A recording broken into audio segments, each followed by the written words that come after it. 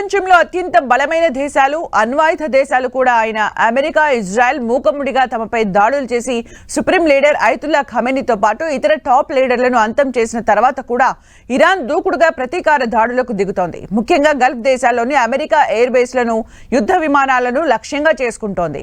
అలాగే అమెరికా సంస్థలకు చెందిన ఆస్తులపై దాడులు చేస్తోంది. అధినేత ఖమేనీ చనిపోయిన తర్వాత ఇరాన్ ఎలా పటిష్టమైన తంత్రాలు అమలు చేస్తోంది? అంతేకాదు, యుద్ధం అమెరికా, ఇజ్రాయెల్ ప్రారంభిస్తే మేమే ముగించబోతున్నామంటూ ఎలా ప్రకటించగలుగుతోంది? ఇంతకీ ఈ దేశాల దగ్గర ఉన్న ఆయుధాలేంటి? అలానే ఖమేనీ చనిపోయిన తర్వాత యుద్ధ వ్యూహాలను అమలు చేస్తున్నదెవరు?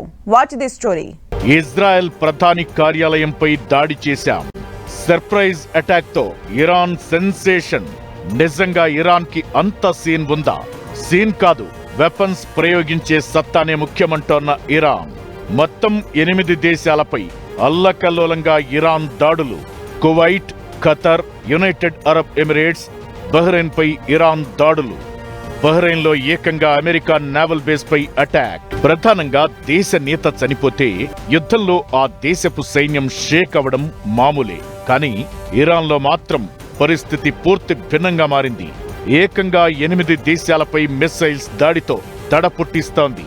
దీనికి కారణం ఈ పరిస్థితిని ఇరాన్ టాప్ గ్రూప్ ముందే అంచనా వేసిందంటున్నారు. Mojtaba Khamenei, Ali Larijani potential power స్ట్రాటజీలు చూస్తుంటే అయతొల్లా అలీ రజా ఖమేనీ కీలకమైన ఇస్లామిక్ రెవల్యూషనరీ గార్డ్స్ ఆర్మీని నడిపిస్తున్నారు. మసూద్ పొజెష్ఖాన్ ప్రస్తుతం దేశ అధ్యక్షుడిగా పాలనా వ్యవహారాలను సమీక్షిస్తున్నారు. చీఫ్ జస్టిస్ గోలాం హుస్సేన్ కూడా న్యాయపరమైన మార్గదర్శనం చేస్తున్నట్టు చెబుతున్నారు. ఇదంతా పాలనాపరమైన వ్యవహారాలను చూసే టీమైతే ఇరాన్ సంధిస్తున్న శక్తివంతమైన మిస్సైళ్ల ధాటికి కనీసం 8 దేశాల్లో అమెరికా బేస్లు కదిలిపోతున్నాయి. బహ్రెయిన్ లో అమెరికా నేవల్ బేస్ భస్మీపటలమైంది. వీటికి ముందే అసలు ఇరాన్ దగ్గర ఫతాహ్ పేరుతో ఓ బ్రహ్మాస్త్రముంది. 2023 నవంబర్లో Islamic Revolutionary Guard Corps Fattah 2ను ఆవిష్కరించింది. ఫతా 1కు ఇది కొనసాగింపు. హైపర్సోనిక్ గ్లైడెడ్ మిస్సైల్ గా పిలిచే ఈ మిస్సైల్ మాక్ 15 వేగంతో 1500 కిలోమీటర్ల రేంజ్ ఉంది. అలానే 200 కిలోల పేలుడు పదార్థాలను మోసుకెళ్లి భూ, నావికా లక్ష్యాలను ఛేదించగలదు. అమెరికన్ విమాన వాహక నౌకలు, అలాగే మాక్ 3.5 SM-6 వంటి ఇంటర్సెప్టర్లపై ఆధారపడే ఇజ్రాయెల్ క్షిపణి రక్షణ వ్యవస్థలకు తీవ్రమైన నష్టం కలిగించే శక్తి ఈ ఫతా మిసైళ్ల సొంతం. హైపర్సోనిక్ క్షిపణి రాడార్ వ్యవస్థలకు సైతం అందదు. దీన్ని ట్రాక్ చేయడం వాటి తరం కాదు. ఇరాన్ కు 2000 నుంచి 2500 కిలోమీటర్ల దూరంలో లక్ష్యాలను ఛేదించే బాలిస్టిక్ శ్రేణి క్షిపణులు ఉన్నాయి. ఇవి ఇజ్రాయెల్ ను, గల్ఫ్ లోని అమెరికా స్థావరాలను టార్గెట్ చేస్తున్నాయి. అలాగే 150 నుంచి 800 కిలోమీటర్ల పరిధి గల షార్ట్ రేంజ్ బాలిస్టిక్ క్షిపణులు సమీపంలోని సైనిక లక్ష్యాలు, వేగంగా చేసే దాడుల కోసం అందుబాటులో ఉన్నాయి. జుల్ఫకర్, కియామ్ 1, షాహబ్ 1-2 వంటి ఫతే వేరియంట్లు వీటి ప్రధాన వ్యవస్థలు. వీటి తక్కువ పరిధి ప్రయోజనకరం. వీటిని గుంపులుగా ప్రయోగిస్తారు. తద్వారా హెచ్చరిక సమయాన్ని తగ్గించి ముందస్తు దాడులను కష్టతరం చేస్తాయి.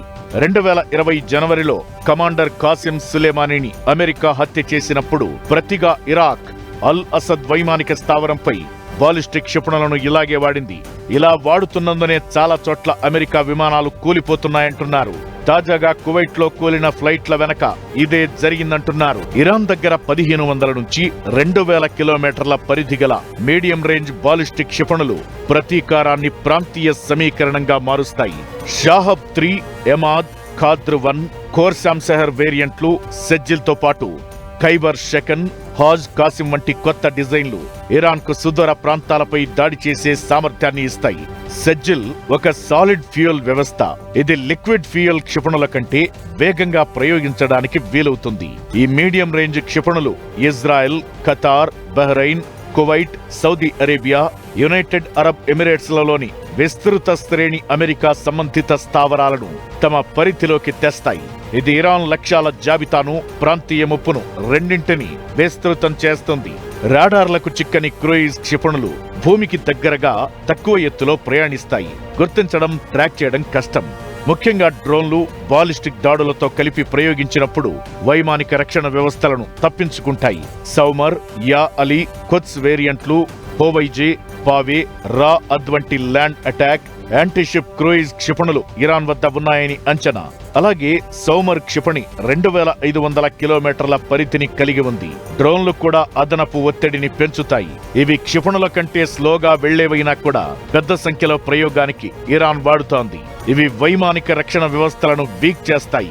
అలానే విమానాశ్రయాలు, నౌకాశ్రయాలు, ఇంధన స్థావరాలను గంటల తరబడి అలర్ట్ గా ఉంచడానికి పదే పదే ప్రయోగిస్తారు. దేశవ్యాప్తంగా భూగర్భ నిల్వ సొరంగాలు, రహస్య స్థావరాలు, రక్షిత ప్రయోగ స్థలాలలో తన కార్యక్రమాలను బలోపేతం చేయడానికి టెహ్రాన్ సంవత్సరాలు గడిపింది. ఈ నెట్వర్క్ ఇప్పుడు ఇరాన్ కి బాగా ఉపయోగపడుతోందంటున్నారు. అలానే ప్రపంచంలోని వాణిజ్యపరంగా లభ్యమయ్యే చమురు, గ్యాస్, గణనీయమైన రవాణా వాటా కలిగిన గల్ఫ్, హర్మూజ్ జలసంధిని మూసేయడం కూడా వాణిజ్య యుద్ధంలో ఇరాన్ కి పై చేయి అందించే అస్త్రం. క్షిపణుల సంఖ్య ముఖ్యమైనా కూడా దీర్ఘకాలిక ఘర్షణలో దాడులను తట్టుకున్న తరువాత ఇరాన్ ఎంతకాలం వాటిని ప్రయోగిస్తూ ఉండగలదు అనేది కీలక ప్రశ్న.